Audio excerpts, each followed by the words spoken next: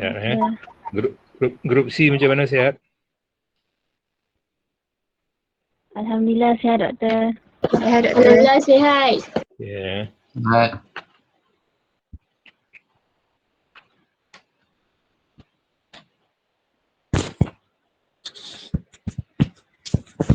Okey, jelas tak suara saya pada pendengaran awak lah? Jelas doktor. Jelas okey. So kalau jelas kita boleh mulakan Bismillahirrahmanirrahim. Rabbi shrah li sadri wa yassir li amri wa hlul 'uqdatam min lisani yafqahu qawli.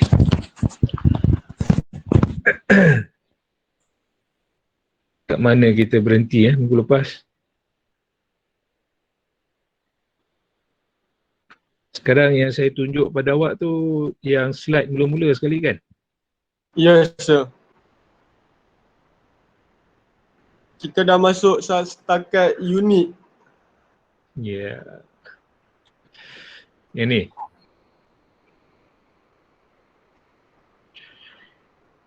Sampai sini kan? Rasanya ya kot, tak tahu yang lain. Ke sampai sini? Belum lagi kan? Yang ni belum. Belum. Sampai kat karakteristik. Okey. Tadi pagi saya ada share satu table Table tu sangat penting tu Table tu sangat penting untuk rujukan kita pada petang ni. Jadi petang ni kalau sempat kita akan buat sikit exercise latihan. Okey, basically ini adalah tahap pencahayaan yang diperlukan bergantung kepada aktiviti ataupun task yang kita hendak lakukan. Saya tak tahulah you punya skrin tu nampak macam mana, besar ke kecil ke? Kalau nak besar saya besarkan lagi. Okey sir, nampak. Okey nampak satu boleh salin ataupun boleh copy Pandai-pandailah nak copy macam mana Nampak saya ni tak bagi nota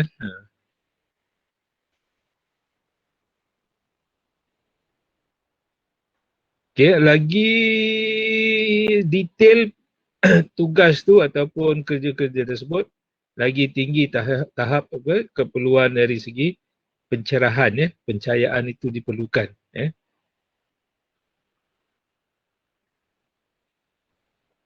Okey, kalau biasa ni dalam 100 lux sudah mencukupi Okey, untuk belajar reading apa semua ni, dia perlukan 300 ke 400 lux. Tu saya kata minggu lepas, kalau you masih ingat, lampu tu sebab tu ada special ada lampu belajar. Kan? Kita lampu tidur, lampu tu lah, lampu bilik itulah lampu belajar kita, itulah lampu tidur, semua dalam satu kan. Dia sebenarnya tak boleh Kalau ni dia perlu ada satu lampu yang khusus.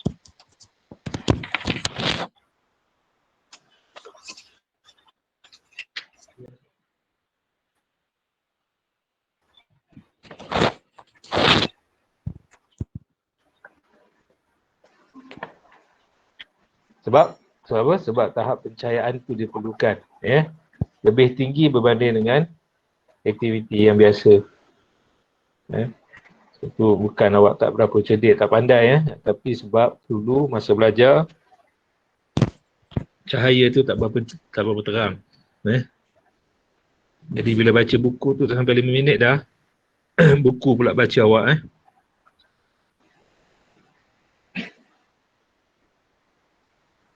kan.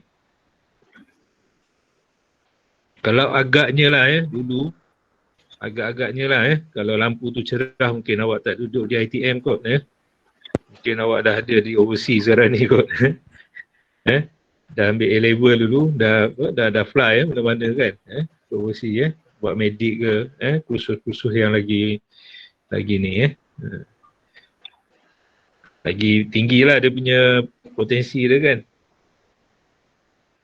Kalau lah dulu lampunya terang, tapi sebab lampunya tak terang so adalah alasannya besok kalau ditanya kan. Kenapa ambil program ataupun kursus biasa-biasa ni Benih Zubir ni dulu bukan apa cik tahap pencahayaan rumah ni ada kelabu sikit tak berapa jelas kan. Kat ruang tamu tu lah tempat kau belajar kan. Jadi tahap tu kalau diukur dia dapat dalam 100 lebih je kan. Jadi tak cukup cahaya tu tak sampai jadi mata tu dia kena bekerja lebih. Nanti kita tengok mata lah Okay, ini antara karakteristik of good lighting. Rasanya dah bagi tahu kan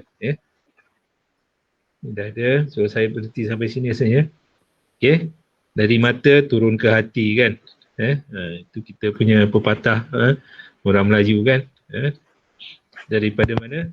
Daripada mata turun ke hati sebab tu nak jaga betul-betul mata tu kan. Kalau kita pergi rumah orang adab dia mata tu jangan liar sangat tengok sana tengok sini, pandang atas pandang bawah tengok kiri tengok kanan, macam-macam semua tak betul semua nak komen kan. Mata kena jaga banyak orang jatuh cinta sebab pandangan pertama lah kan. Samaan walaupun duduk di Sabah tapi buah hatinya tu ada di Semenanjung kan. Macam mana boleh jatuh cinta? Pandangan pertama kan.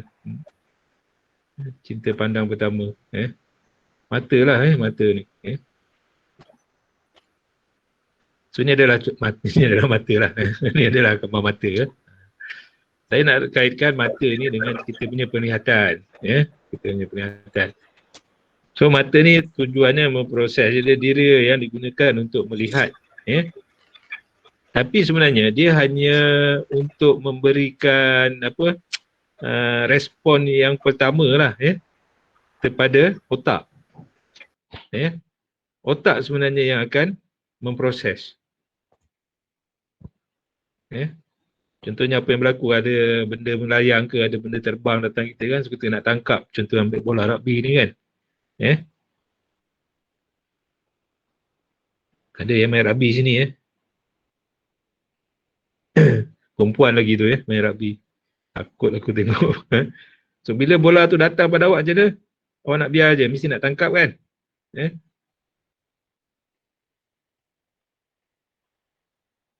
Antara permainan yang orang paling sayang lah main rugby. Kan dapat bola dia, peluk kuat-kuat bola tu sayang betul dia kat bola. Bola rugby lah Permainan lain tak ada kan, semua nak pass bola pass. Tapi rugby ni dia pelik sikit dia special So katalah bola tu datang pada awak, so apa tindakan? Mata dia akan dia akan jadi dia punya sensor dulu, tengok berapa jauh, berapa jarak, berapa laju kan. Dia akan bagi syarat pada otak akan arahkan tangan atau anggota badan kita, kaki dan sebagainya untuk melakukan pergerakan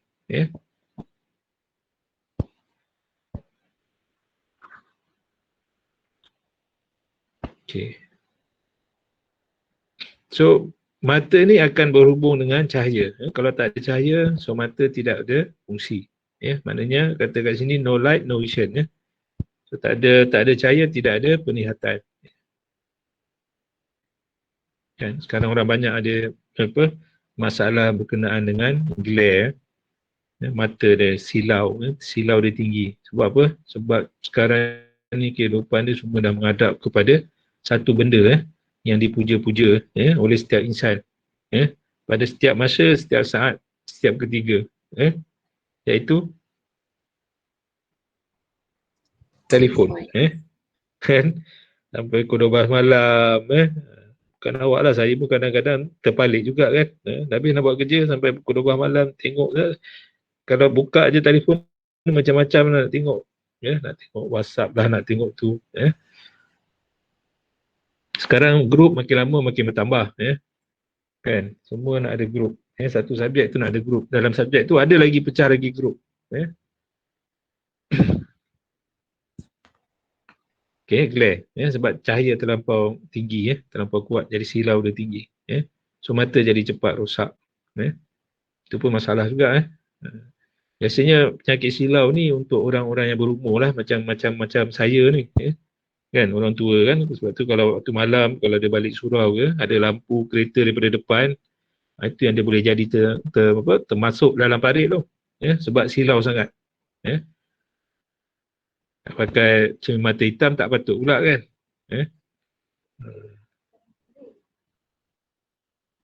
Sekarang ni kanak-kanak kecil-kecil budak darjah 3, darjah 4 dah pakai cermin mata dah. Dia bukan power dia kuat tapi silau dia tinggi. Silau dia tinggi. Buat check balik lah, kadang-kadang silau tu boleh sampai jadi 900 silau saja. Okey, mata kita berfungsi dia punya kon dengan rod, kon dengan rod. Kon dia akan detect color, rod akan detect dia punya detail.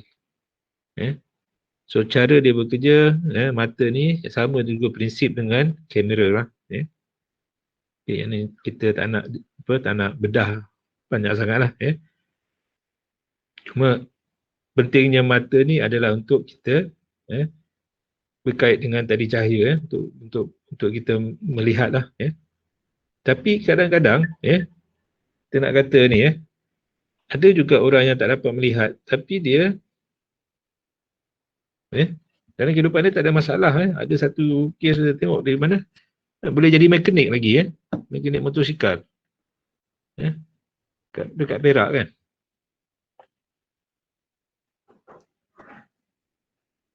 Buta tapi dapat melihat. Melihat dalam arti kata macam kita lah kot kita pun tak tahu macam mana cara melihat tapi dia punya tu so sebab itu orang kata kita bukan melihat dengan mata tapi kita melihat dengan hati.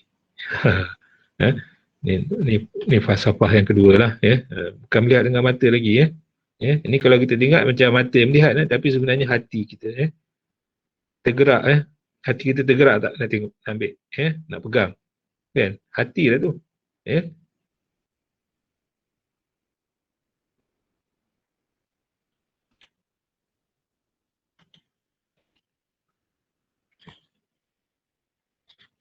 Okey, kita lupakan sikit pasal mata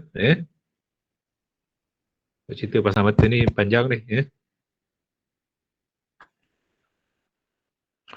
Okey, kita nak tengok alat yang kita gunakan untuk menyukat cahaya cahaya boleh disukat, alat dia dipanggil apa, light meter lah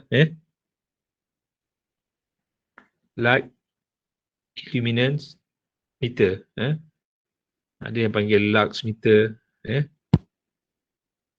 inilah rupa bentuk asalnya lah alat tersebut dia ada dia punya reseptor dia lah kat sini yang ni yang akan menyukat cahaya tu dan kemudian dia akan keluar dia punya bacaan okey, oleh kerana situasi kita sekarang ni kita online jadi kita tak dapat nak pegang alat ni alat ni ada dalam kita punya simpanan dalam makmal so kalau kelas yang sebelum ni memang saya bawa awak pergi makmal, kita pegang dan kita buat demo sekali alat ni so kita boleh sukat tahap pencerahan cahaya dalam ruang, dalam bilik ke di luar bilik ke ataupun di kawasan-kawasan yang kita nak buat kajian lah tapi oleh kerana sekarang ni kita dah ada keterbatasan sedikit jadi salah satu alternatif saya nak you download apps Lux Meter apps, boleh tak? Lux Meter apps dalam telefon pintar masing-masing lah walaupun dia punya tu tidak accurate tapi orang kata boleh lah kita jadikan sandaran tapi sebenarnya memang tak boleh langsung lah sebab dia punya accuracy tu 1/10 maknanya ketepatan dia hanya 10% saja berbanding dengan alat yang betul-betul ni Lux Meter ni kita panggil Lux Meter lah senang Lux Meter dia adalah ikut brand dia tapi kita panggil Lux Meter okay, so pada time being sambil-sambil awak dengar syarahan ni boleh tak you download apa-apa apps yang yang boleh digunakan untuk menyukat cahaya, ataupun dipanggil lux meter apps. Okey. Saya ada buat sikit kajian. Dia kata telefon iPhone dia punya tahap accuracy dia agak tinggi lah berbanding dengan telefon-telefon lain. Tapi sebenarnya ikut macam kita kata SOP lah, SOP. So dalam actual punya ni, kalau kata you nak measure light, cahaya, illuminance dalam bangunan, lux level dalam bangunan, you tak boleh pakai you punya smartphone. Sebab smartphone bukan dibuat untuk tujuan menyukat cahaya. Kalau nak kata orang nak buat geli-geli boleh lah. Nak bagi ada-ada lah kan. Orang lain ada, awak pun ada kan. Tapi untuk exercise, untuk latihan ni, boleh tak awak download dia punya apps dan cuba kita tengok. Tak kisahlah sekarang ni kita tidak membuktikan dia punya accuracy, ketepatan. Tapi saya bagi tahu kalau guna telefon biasanya ketepatan dia hanyalah 10%, 1/10 saja. Maknanya dia punya bacaan tu memang boleh dipertikaikan lah. Yang paling tepat kalau kita gunakan alat. Sebab alat ni dia memang ada dia punya calibration. Dia buat kalibrasi lah. Dia setting balik setiap tempoh, katalah setahun ke, 5 bulan ataupun 6 bulan sekali. Dia ada dia punya calibration. Okay, awak dah download dah? Dah. Apps tu? Dah?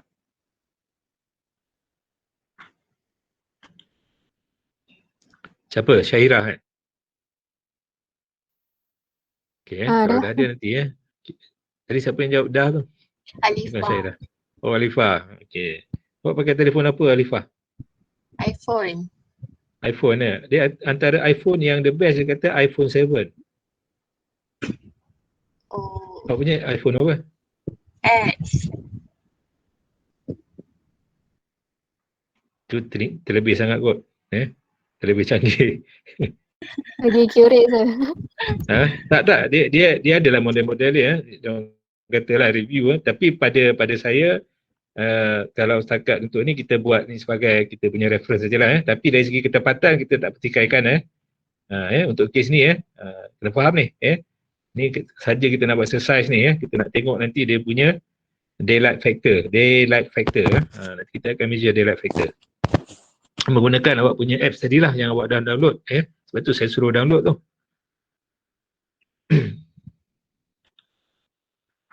Okay. Kemudian dari segi unit, awak kena faham, di unit dia ada 3, candela, lumen dan lux. Candela, lumen dan juga lux. Ni nak faham ni, kena tengok ni betul-betul. Okey, yang dimaksud candela adalah power of light source.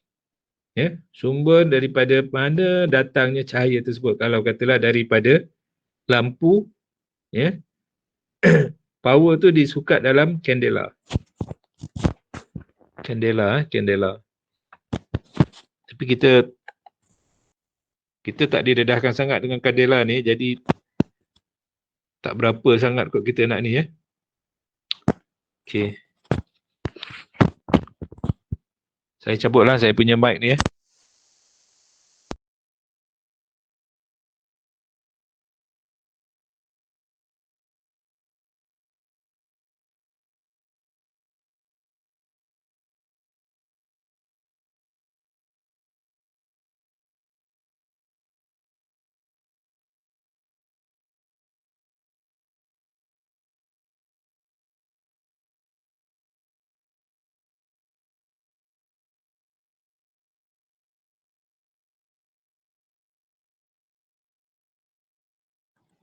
Okey, saya terpadam. Yang mana lagi jelas? Yang tadi ke sekarang? Sekarang. Yang tadi mic ni mic cikainya. Okey, yang ni lagi jelas Okey, kalau yang ni jelas. Okey, so candela. So jarang kita kalau pergi beli lampu ke, kita tengok dia punya candela, tak tengok kan. So kita yang biasa kita tengok dia punya lumen. Demand. Okay, dan kita tak tanya dia punya lux. Kita tak tanya dia punya lux. Okay, pada saya ni saya nak demo sikit lah. Saya stop dulu presenting. Nampak tak pada saya ni ada apa? Nampak Syed, nampak. Nampak doktor. Nampak. Nampak kan? Nampak bab. Nampak Okay. Saya saja tunjuk ni. Nampak tak sini ada 1125. Nampak. Nampak. Nampak Nampak doktor. 1125 ni. 1125. Ni kalau panduan lah. Kenapa bergema suara saya? Adi, kau tutup dulu Adi punya mic. Tak doktor. Sekejap Okey, bagi saya cakap dulu Okey. Yang ni kalau tengok, dia punya power dia 18 watt saja. 18 watt saja. Tapi dia punya demand dia adalah 1120. Brand Philips. Okey. Okey, jenis dia punya connection dia, kaki dia jenis macam ni, jenis macam ada pin. Okey, nampak Oh, tak boleh cakap Nampak. Okey, nampak Okey, kalau nampak bagus. Okey. Tapi di sini dia tak bagi dia punya jangka hayat. Satu-satu lampu ni dia ada dia punya jangka hayat. So tadi tengok 18 watt tapi dia punya tu 1120 lumen. Okey. Satu lagi, ini saya beli dekat DIY. Ni antara kedai pujaan hati lah. Okey, banyak pilihan. Yang ni 24 watt. Lampu dia 24 watt. Yang tadi 18 24 Ni lumen dia 1300 apa? Saya tak boleh baca tu. 1390. So lagi tinggi ke lagi rendah daripada tadi? Lagi tinggi. Lagi tinggi sebab itu kalau you nak beli peralatan yang berkaitan dengan lampu ni, tolong beri perhatian. Pertama tengok watt dia. Watt. Kalau watt tinggi, maknanya consumption elektrik dia tinggi. Okay. Watt tinggi, consumption elektrik tinggi. Tapi yang penting sekali, you tengok dia punya lumen dia tu. Berapa lumen? Mana tadi? Dah hilang pula. Ni 190. Lagi tinggi lumen dia, biasanya harga dia lagi mahal. Dan cahaya dia lagi terang. Sebab 5 tadi adalah dia punya power of light.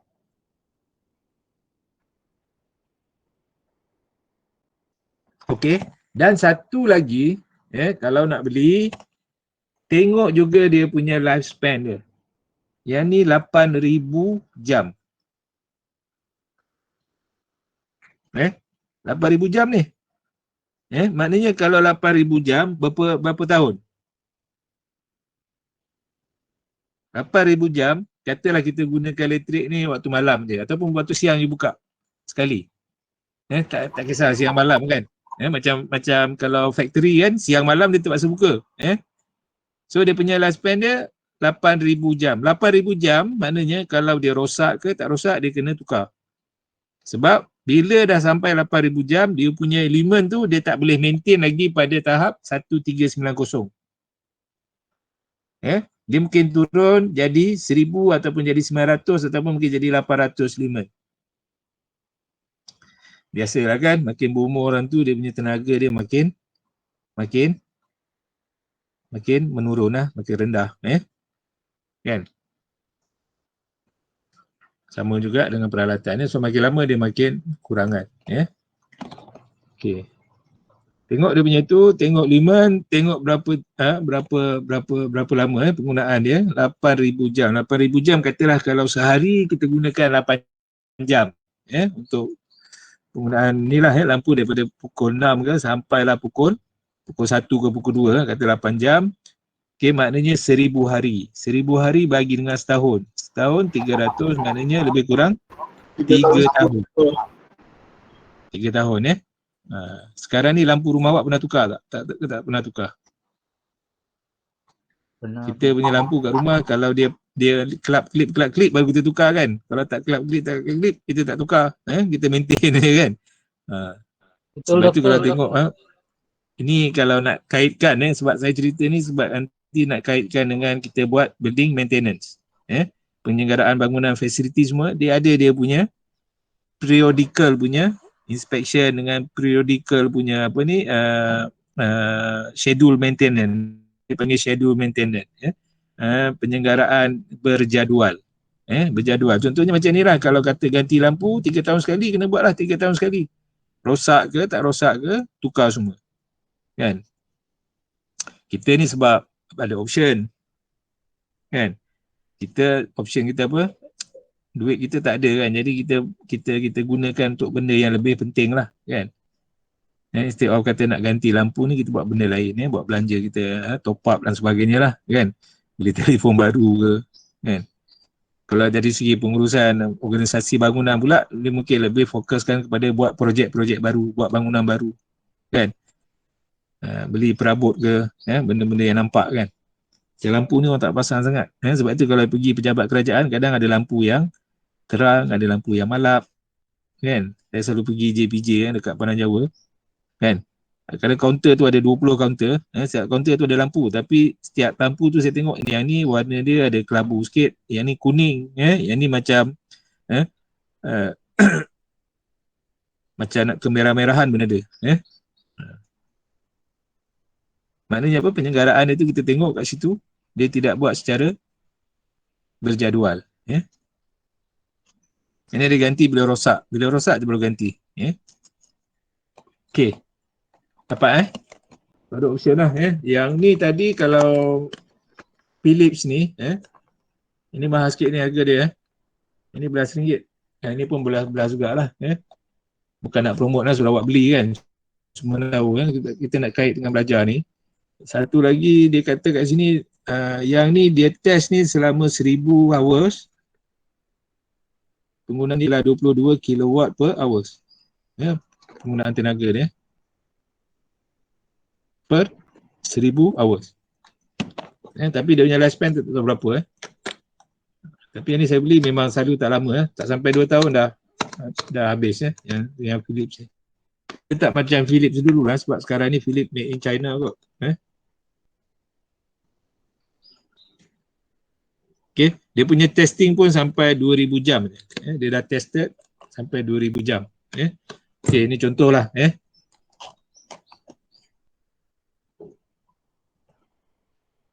Okay, satu lagi. Satu lagi. Ada satu dah berapa dah? Berapa satu ni? Ada 5. Dia kat situ dia tulis daylight. Nampak? Nampak. Okay, ada daylight. Dia ada daylight satu, ada warm light. Warm light lampu tu yang warna merah. Ada tempat yang sesuai lah lampu merah ni ada tempat yang biasa kalau nak ni pakai lampu jenis daylight. Jangan silap beli sebab dah belajar lighting apa semua ni kan. Jangan silap beli lagi Cek pertama dia punya lumen, watt, dia punya kuasa dia, tenaga yang dia perlukan, watt dia, kemudian dia punya power dia, berapa lumen, lagi tinggi, lagi tu, kemudian tengok dia punya jangka hayat, kemudian pastikan dia adalah daylight. Ni, tapi depend lah, kalau tempat yang memang you nak perlu warm light, pakailah warm light.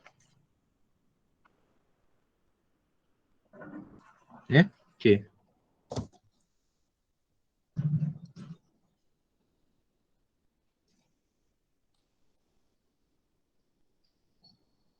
Kalau ada soalan boleh terus tanya Kalau tak ada, kita teruskan je lah. Doktor. Ya. Kalau basically daylight dengan warm light, kalau ikut basically perbezaan warm light apa dengan dia, daylight. lumen dia akan lumen Dah untuk hilang pula. warm Apa light dia dan ni? daylight dengan Yang warm KLB dulu light. soalan dia. Dengar tak doktor? Hello? Sekejap. Doktor saya type.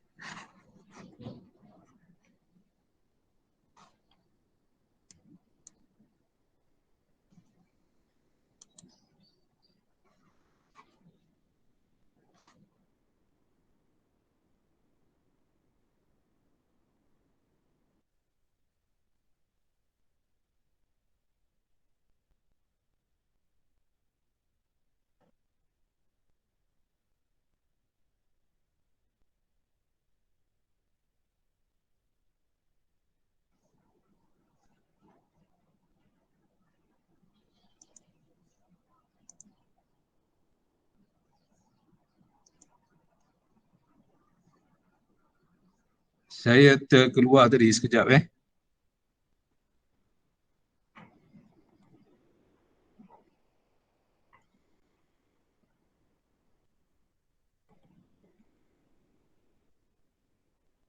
So awak semua macam mana? Okey? Okey doktor. Okay. Okey, Adi tanya daylight and warm light dia punya limun berbeza. Yes. Berbeza.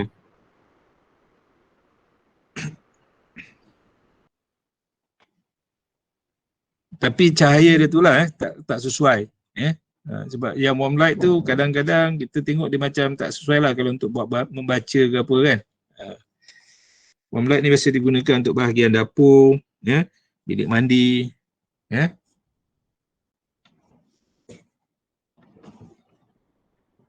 Okey. Sir, Yep. ada orang nak masuk Sufia. Tapi saya tak accept lagi.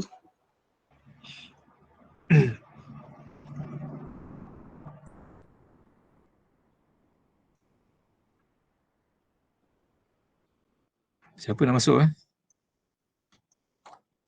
Dah masuk, sir. Dah. Okey. Pia nak masuk. Dah masuk Pia. Okey. Doktor, Ya. tadi Baik. doktor kata daylight dengan warm light kan lumen dia berbeza.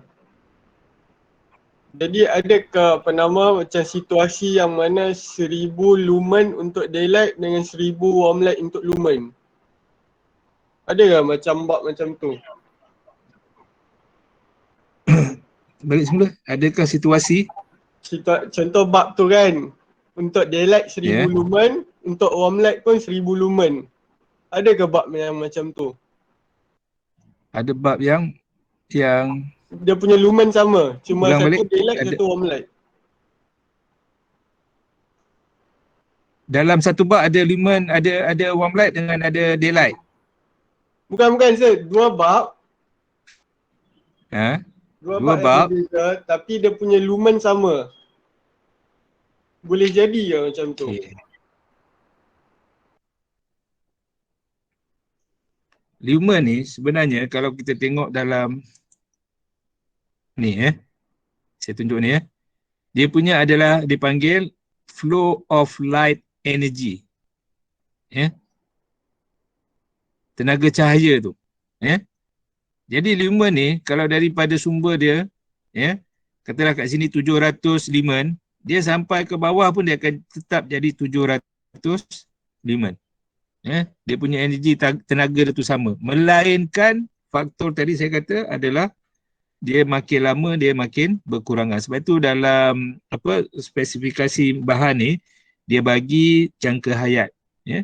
Tadi awak kata adakah kalau kita pakai yang warm light dengan ni dia boleh jadi sama. Itu kita kena check balik dengan dia punya spesifikasi lah. Saya tak berani nak kata jenama yang sama tapi dia punya lumen dia sama sebab saya tak beli pula yang warm light tu Tapi saya tengok masa saya beli ni dulu, saya tengok warm light tu dia punya cahaya dia apa ni, dia punya lumen lagi apa, lagi rendah lah. Lagi rendah.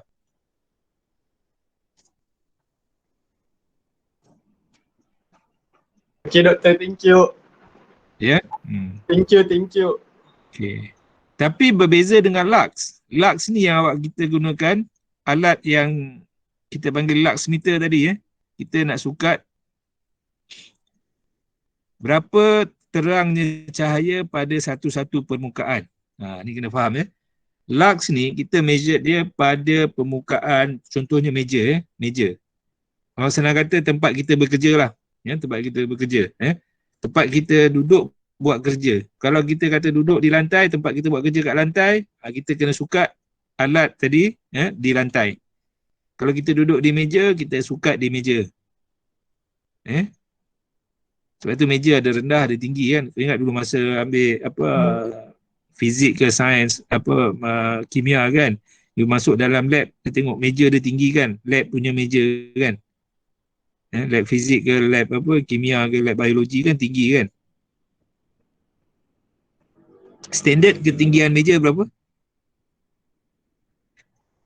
Meja yang duduk sekarang ni berapa ketinggian dia? Standard dia? 1 meter? Tak sampai kan? Tak sampai sir. Dalam 800 lebih kan? 850 mm. Ya, 800 lebih kan daripada lantai.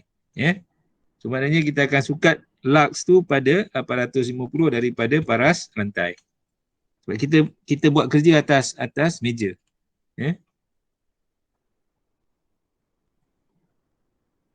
Dan lux ni berbeza-beza. Kalau dia pergi lagi dekat, dia lagi tinggi. Kalau pergi lagi jauh, dia makin rendah.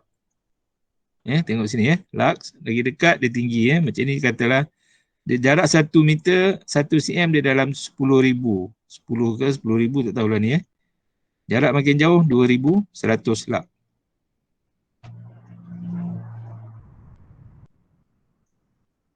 Okey ini contoh lah dia bagi contoh.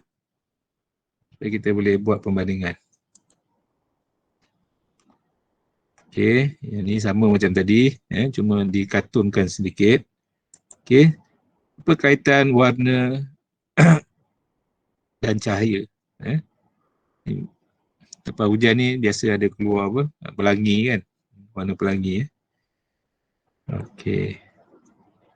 So mata kita ni Tuhan jadikan kita hanya boleh melihat pada visible spectrum yang tertentu saja. Kita tak boleh melihat benda yang di bawah macam ultraviolet ni semua ni kita tak nampak. Kita boleh nampak daripada 380 nanometer sampai ke 750 nanometer. Inilah antara spektrum cahaya yang kita boleh lihat. Sebab itu kita kata manusia ni ada hijab pandangan dia. Tuhan bagi ada hijab. Kalau kita boleh lihat semua, susah kita. Tak boleh tidur. Kejap-kejap kan datang benda asing ni, makhluk asing. Jin ke apa kan, kau boleh nampak. Orang lain tak nampak. Kita boleh nampak. Tapi ada orang jenis macam tu kan. Memang boleh nampak. Okey, itu atas keistimewaan masing-masing lah. Tapi secara umumnya manusia ni kita punya spektrum penglihatan kita antara 380 ke 790. 300 ke 1000 ni. Ni kita punya visible spectrum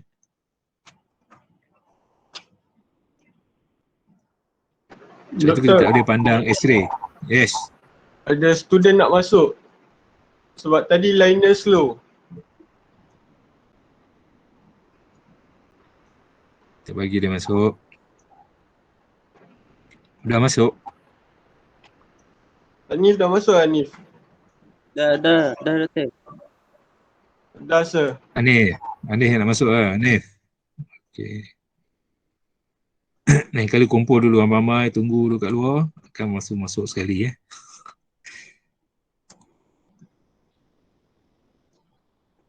Udah hilang pula aku punya presentation.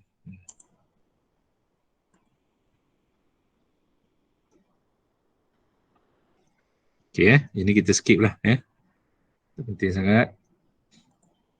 Okey, ini nak test sama ada penglihatan awak okey tak okey Apa dia ni?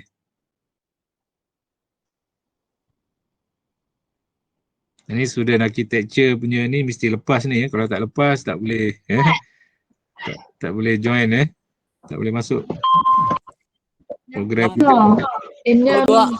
67. Maknanya nampak lah dia bukan colour blind lah. Tapi ada yang tak nampak tau. Ada yang tak nampak ni bahaya ni. Silap-silap esok satu bangunan ada cat warna hitam Dia sangkakan warna hitam tu warna merah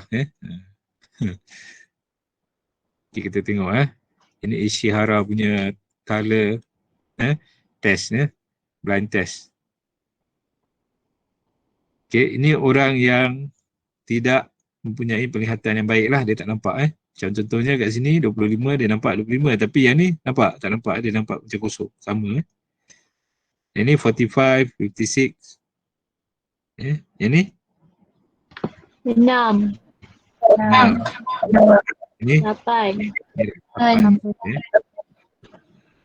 Sebab tu dia punya salah satu syarat dia tak ada rabun warna tak buta warna, bukan rabun buta warna. Buta warna benda ni lah Dulu ada satu kes masa ini 20 tahun sudah lah ini cerita student dulu-dulu masa dia orang buat study ni, masa dia orang buat design, dia orang buat manual tau, dia tak ada guna AutoCAD apa semua benda tu kan jadi terpaksa lukis sendiri pokok, lepas tu warnakan jadi ada satu orang ni dia sudah warnakan pokok warna hitam kan, dia buat kerja grup tapi kawan dia tegur kenapa dia punya pokok semua warna hitam rupanya bila cek balik dia ni colour blind saya tak ada beza susah nanti kalau nak buat maintenance takut tertukar you punya ni especially kalau melibatkan coding macam contohnya apa you nak buat pendawaian dalam rumah, dalam bangunan dia ada spesifik warna merah tu apa, warna hijau ada warna hitam, ada warna coklat tengok dawai sekarang kan wire ni warna putih kalau silap letak apa jadi meletup lah kan okay, dari segi colour kita classification colour ni CIE dengan Moonshine ini sebab in future lah maybe in future sebab saya saja letakkan ni walaupun nampak sekarang ni macam tak penting tapi maybe in future kalau nanti katakanlah you buat projek conservation bangunan-bangunan lama heritage dan sebagainya, kita nak conserve dia, kita nak kekalkan bangunan tersebut dan kita nak maintain dia punya warna lah contoh fasad dia tu pemilihan cat dan sebagainya so kita mungkin tak dapat cari cat yang sama macam yang ada pada bangunan tersebut jadi apa kita buat kita boleh gunakan colour yang ada dalam sistem colour ni sama ada CIE ataupun Moonshine tapi ni leceh CIE dengan Moonshine ni pun macam CIE ni Commission Internationale di Clare Perancis ni France dia buat dia punya colour ni based pada monochromatic primary colours satu lagi yang pakai Moonshine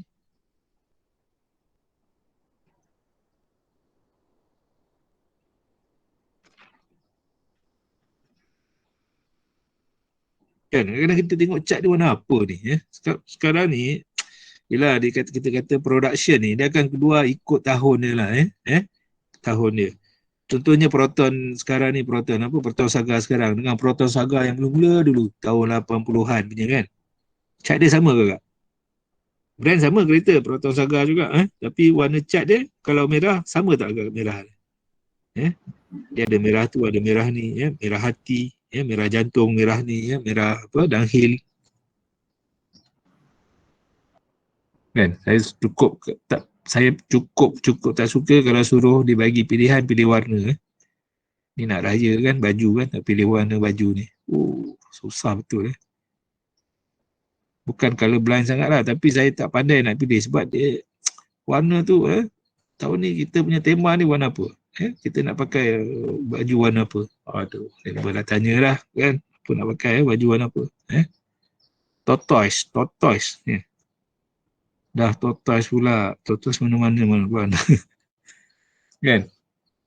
Jadi susah kena bawa sampel tu, kena pergi dekat kedai ke ataupun dekat dia punya toko lah apa kita pergi gedung dia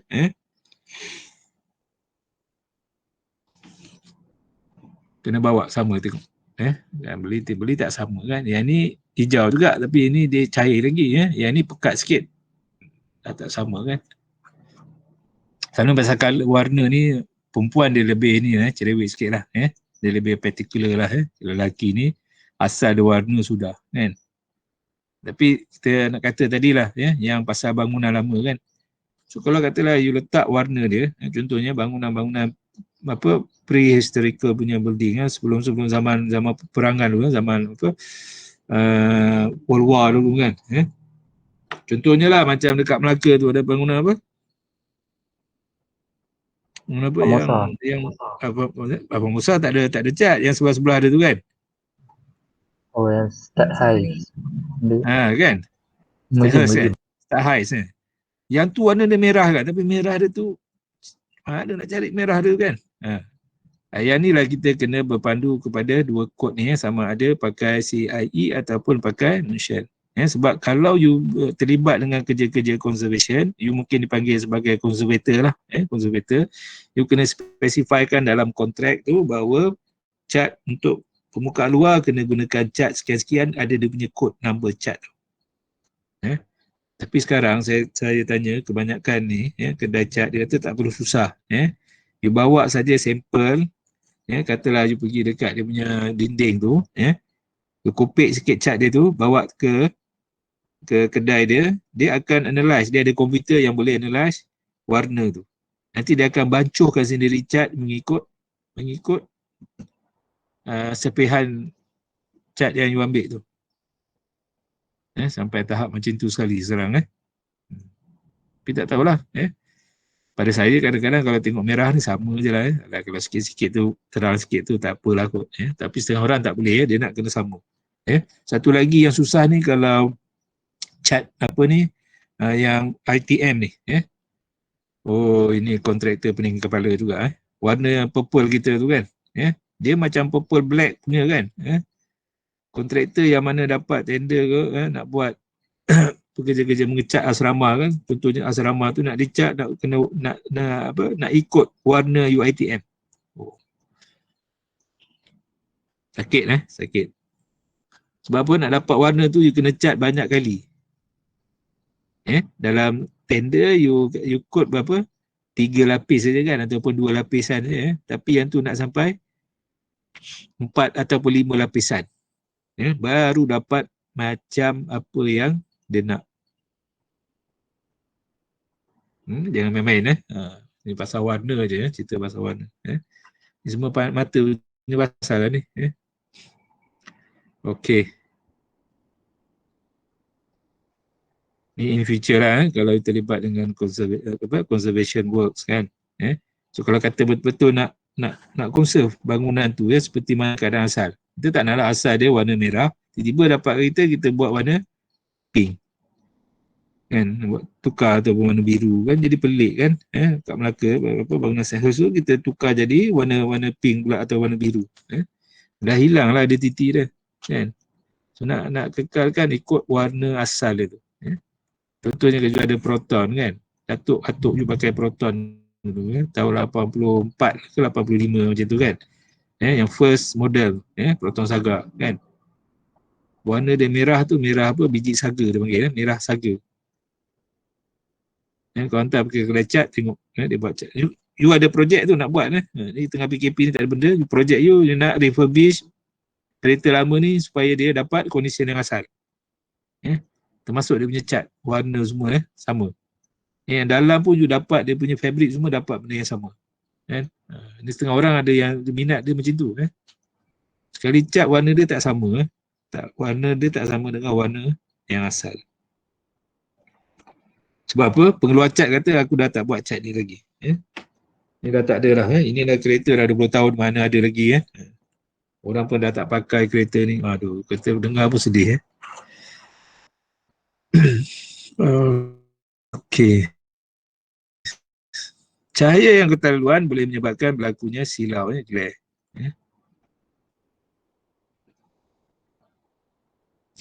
Okey, glare ni sebenarnya adalah satu keadaan yang menunjukkan kita rasa tidak selesa lah, discomfort or impairment of our vision due to excessive brightness. Ini Chadderton punya ni lah. Macmillan pun kata lebih kurang sama, discomfort, impairment of vision caused by excessive range of brightness in the visual field. Okay, so punca dia mungkin lampu dan sebagainya lah. Okay, sekarang ni banyak isu, banyak bangunan kita semua kebanyakannya pakai gelas, kan? Glass cladding, jadi bila sampai tengah hari kadang dia punya tu reflect, kita yang duduk sebelah tu jadi silau. Macam kita duduk lah kedai makan, tiba-tiba ada kereta parking depan tu, kan? Kita nak makan pun tak sedap sebab cahaya tu terpantul betul-betul kena kat muka kita, kan? Terpaksa alih sikit ataupun pindah tempat.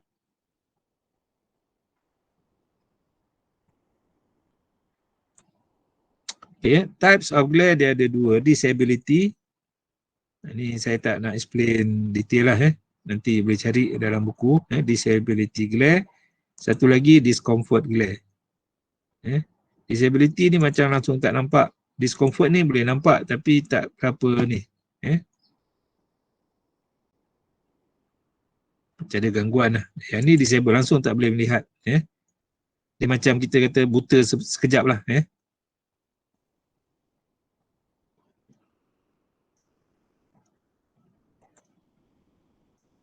Buku lain dia kata moderate dengan extreme.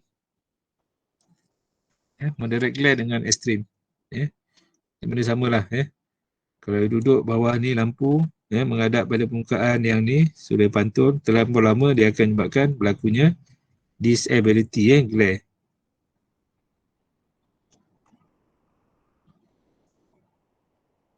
Kan, macam saya semak dia punya kerja apa semua, kan, tengok depan komputer ni terlampau lama sangat, dan cahaya kepada komputer ni terlampau kuat, jadi lama-lama dia jejaskan mata saya, jadi nampak, orang kata apa, ada glare punya efek.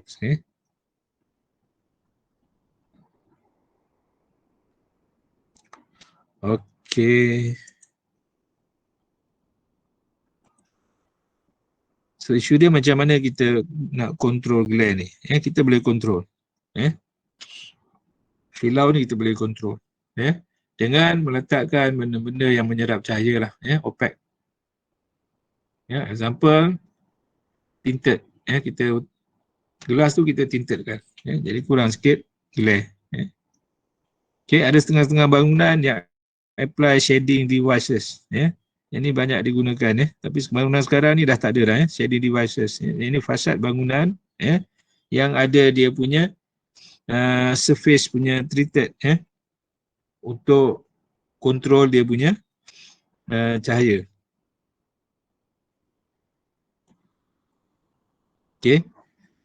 Negara-negara yang mana dia terlalu panas, contohnya macam di kawasan-kawasan Saudi sana, di Timur Tengah, di Afrika sana, kan, mereka bangunan-bangunan ni mempunyai bukaan tingkap yang kecil dan kurang, sebab salah satu cara dia nak kawal glare, use curtain pun salah satulah,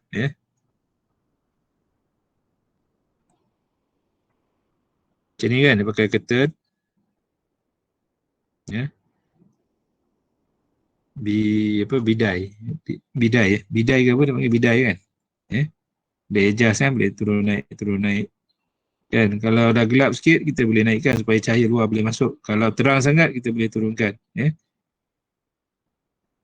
Okay, ada juga bangunan yang gunakan macam ni,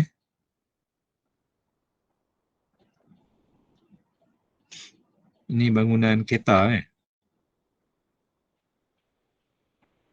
okay. Ini bangunan menara, menara SAAS ITM. So cuba tengok dia punya fasad bangunan ni. Bangunan ni bagi saya sangat istimewa sebab apa? Sebab dia tidak dicat. Perasan tak dicat.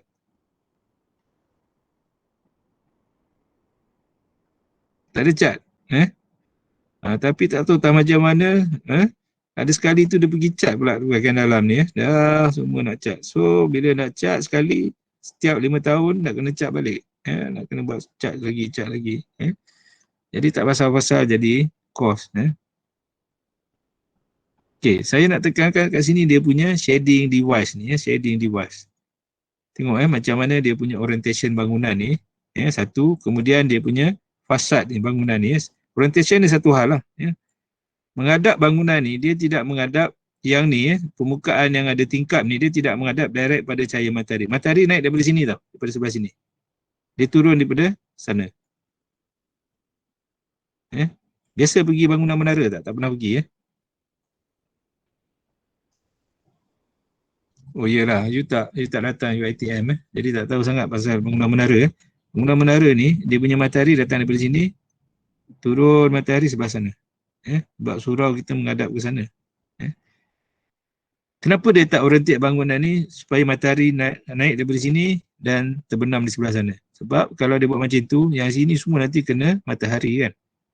So dia akan jadi lebih silau dan lebih panas. So dia buat orientation tu so that yang ni dia tak expose direct pada matahari. Jadi soalannya bangunan ni macam ada teduhan sikit lah daripada matahari dan ditambah lagi dengan dia punya shading devices. Yang ni dipanggil egg crate. Macam bekas-bekas telur ni. Dia buat macam tu. Jadi bila you duduk dalam dia akan rasa lebih selesa sebab pertama tak ada silau sangat. Yang kedua, kesan silau tu dapat dikurangkan. Yang kedua, haba pun dia tidak masuk ke dalam dengan begitu banyak. Cahaya dia ada tapi haba tu dapat dikurangkan. Sebab dia tidak direct terus pada permukaan. Matahari tu tak direct pada permukaan yang sebelah sini. Dia cuma hanya kena pada permukaan yang sebelah sini je. Yang ni lift core lah. Dia punya lift punya ni. Sini pun ada lift. Ada tangga, ada lift. Kalau tengok daripada dekat macam tu.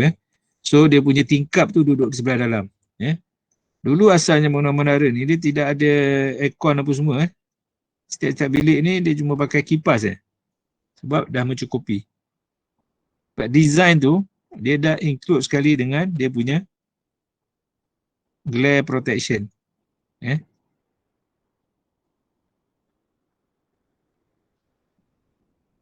Faham tak?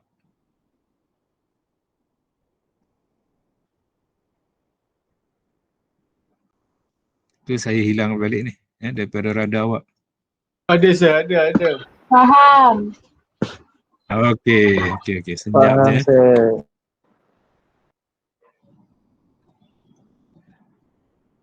Risau juga nak buat senyap je.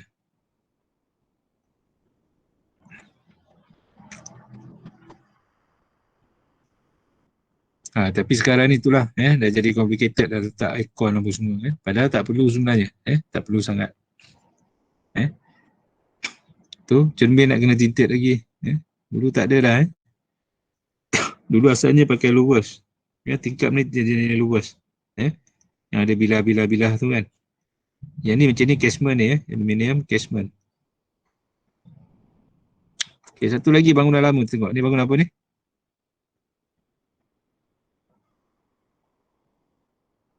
Siapa tahu bangunan apa ni?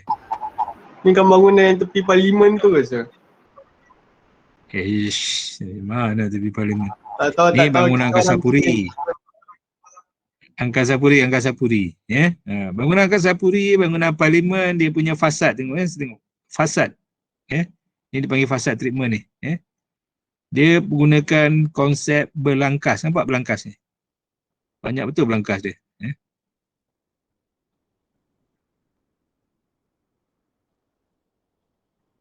Berlangkas ni, dia punya design dia, konsep dia pakai berlangkas supaya dia kurangkan pencahayaan tu ataupun glare tu kena pada permukaan tingkap bangunan ni. Jadi dia dapatlah sikit teduhan. Kita lah kalau tengah panas, kita pakai topi, cap tu yang ada terkeluar sikit kan. So kita tak adalah silau kan. Lepas tu kita tambah lagi dengan pakai cermin mata hitam kan. Lagilah tak silau kan. Duduk tengah panas pun tak apa-apa kan. Okay, ini dari segi ni. Okay, basic glare index. Ni kita tak nak kira sangat lah sebab dalam pembacaan kita glare ni tidak begitu ni lah, tak begitu serius. Jadi cuma kalau kena kira, inilah dia punya formula dan kita nak tengok dia punya index dia 0 ke 10 masih lagi practical, impractical. Impracticable ni maknanya macam tak munasabah langsung lah. Kalau soalannya tak ada macam cahaya lah. 10 ke 16%, okey. 16 ke 22 masih accept. Yang lebih daripada 28 tu dah maknanya dah silau sangat. So untuk office biasanya kita less than 23 dia punya index. Clear. Okay. Kita nak tengok pula sekarang ni natural lighting. Natural lighting atau dipanggil daylight. Daylight.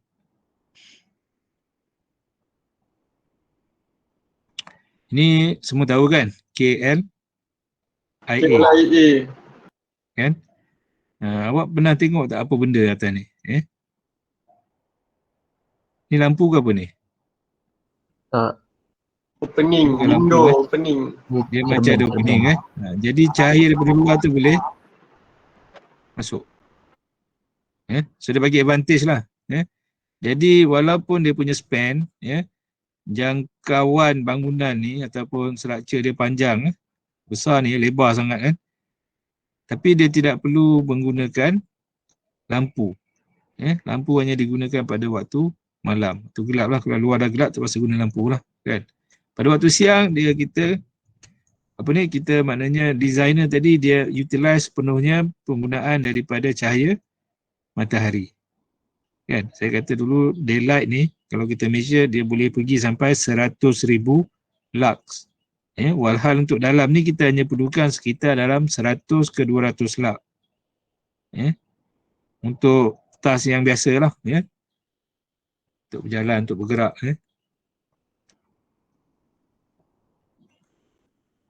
Okay, yang ni kita pun dah discuss.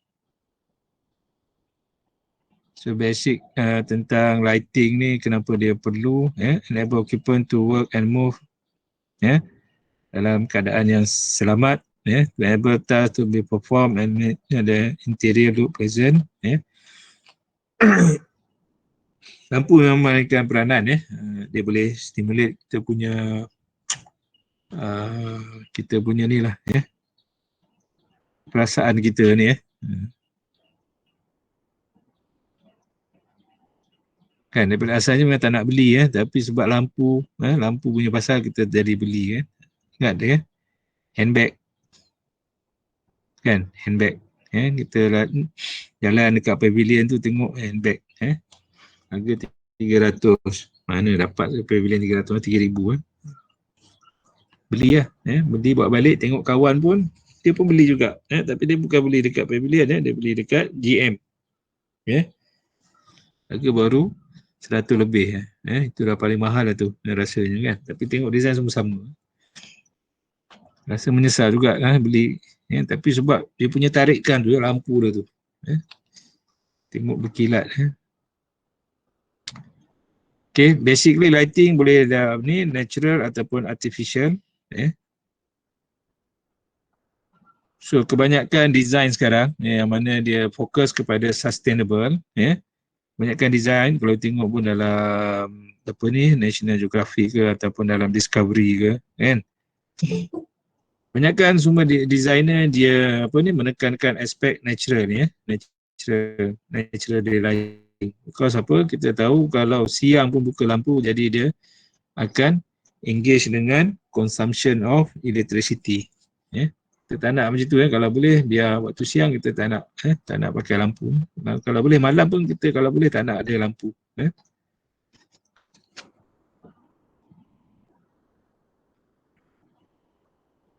Macam mana kalau waktu malam tak ada lampu? Apa alternatif dia? Air solar. Solar je. Ke solar kot Okay, cakap awak jawab cepat Okay, basically untuk daylight kita bergantung kepada sunlight. Ini sunlight bukan yang sebut apa ni pencuci pinggan mangkuk Ini sunlight Sunlight satu lagi dipanggil skylight. Skylight yang telah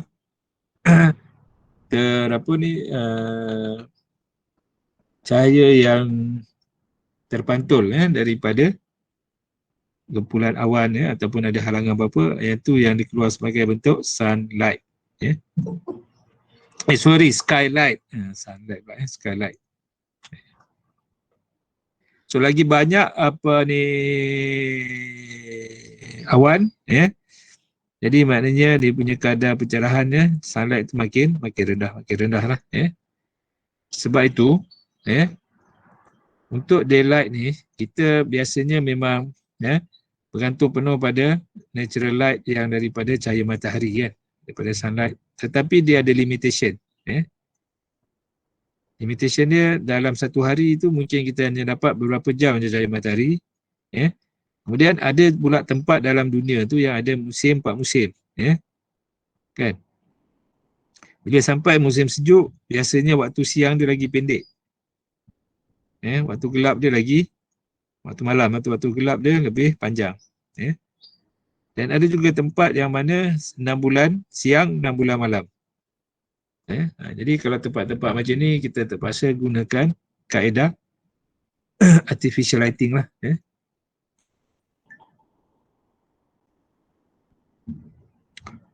Okey, kalau di tempat awak, kalau awak measure cahaya di luar tu agak-agak berapa lux?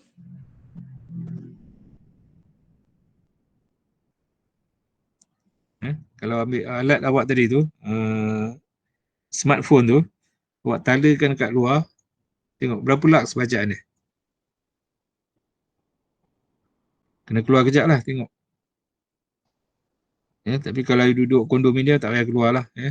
Kalau keluar nak turun, nak pergi lift apa semua dah kat 10 minit. Kalau rumah you boleh keluar masuk je tu, keluar sekejap tengok berapa bacaan di luar dan berapa nanti bacaan di dalam. So dia kata kat sini kalau di UK in the summer, musim panas dia boleh mencapai 100,000 lux. Tapi kita tak nak 100,000 lux because 100,000 lux ni, 100,000 lux ni dia bukannya lagi untuk dapat ni dia akan jadi glare.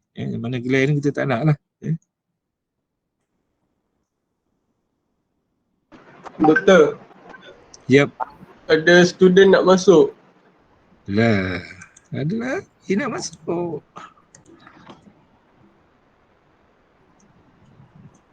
Siapa ni? Syukron.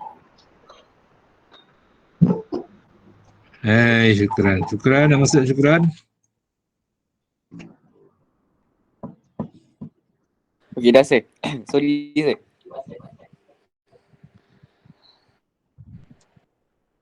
Cakap tu macam sebelah saya duduk Padahal tak tahu kat mana Syukran ni. Okey dah. Okey kalau dah. Berapa tadi bacaan di luar? Kalau sempat lah pergi di luar. Okey, ini yang tadi juga lebih kurang sama. Nak control daylight, kita juga gunakan konsep yang sama macam mana kita control glare. Sebab dia memang berkaitan. So nak control daylight, kita ada kaedah-kaedah yang boleh digunakan in terms of design macam ni. Macam tadi saya tunjuk kepada awak. Ini kita panggil fix lah. Benda yang kita pasang, kita dipanggil passive punya ni. Control. Passive control ni maknanya kita tak boleh ubah-ubah lagi dah. Dia dah duduk letak macam tu. Dia inbuilt sekali dengan dia punya structure. Macam kita tengok tadi apa tu belangkas kan untuk bangunan RTM kan. Itu dah sekali dah, dia dah fix ya. Okey.